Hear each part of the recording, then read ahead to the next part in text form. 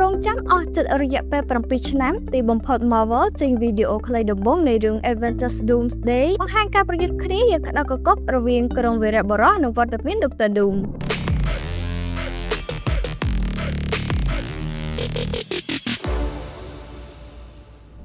ក្រុមហ៊ុន Marvel Studio បានធ្វើឲ្យអ្នកគាំទ្រភាពយន្ត Superhero ទូទាំងពិភពលោកមានការរំភើបយ៉ាងខ្លាំងបន្ទាប់ពីបានចេញផ្សាយវីដេអូផ្សព្វផ្សាយខ្លីដំបូងនៃខ្សែភាពយន្តភាគដ៏ធំសម្បើម Avengers Doomsday ដែលគ្រោងនឹងចាក់បញ្ចាំងជាផ្លូវការនៅថ្ងៃទី18ខែធ្នូឆ្នាំ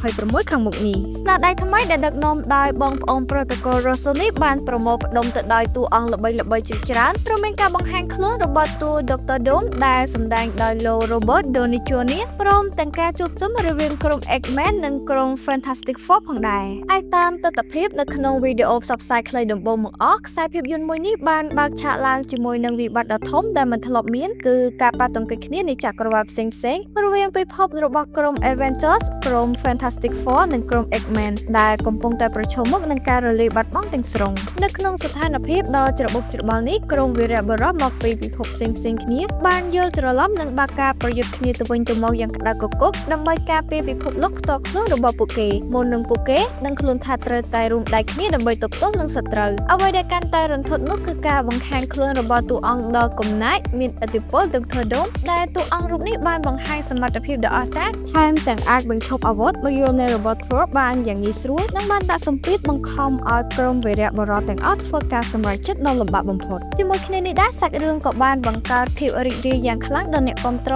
តាមរយៈការវិលត្រឡប់មកវិញរបស់លោក Chris Evans នៅក្នុងតួអង្គ Steve Rogers ដែលបានបង្ហាញខ្លួនមកជួយសម្រួលស្ថានភាពនិងការលេចមុខរបស់ Loki ដែលកំពុងគ្រប់គ្រងពេលវេលាផងដែរព្រឹត្តិការណ៍ប្រយុទ្ធគ្នាយ៉ាងមហិមានិងការប្រមូលផ្ដុំតួអង្គល្បីៗជាច្រើននៅក្នុងវីដេអូខ្លីនេះបានធ្វើឲ្យខ្សែភាពយន្តភាគថ្មីនេះក្លាយជាស្នាដៃដ៏គួរឲ្យទន្ទឹងរង់ចាំទស្សនាខ្លាំងបំផុត